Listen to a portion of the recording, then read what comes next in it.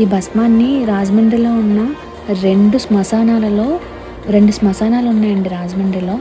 ఒకటి మన ధవళేశ్వరం దగ్గర ఒకటి ఉందండి, ఇంకోటి పుష్కరాల రేవు దగ్గర ఒకటి ఉందంటుంది. ఆ 2 శ్మశానాల దగ్గర కూడా ఒక కుండను పెడతారటండి. ఆ శవం కాలిపోయిన తర్వాత అంటే జాతి మత కుల అంటే శ్మశానాలకి మ్యాక్సిమం హిందువులే వస్తారు, క్యాస్ట్కి కానీ దేనికి సంబంధం లేకుండా. చనిపోయిన ప్రతి ఒక్కరి బూడిదండి, అస్థికలలో మిగిలిన బూడిదండి, ఆ బూడిదని తీసుకొచ్చి వాళ్ళ ఇంట్లో వాళ్ళ పర్మిషన్ తోటి ఆ కుండలో వేయిస్తారటండి.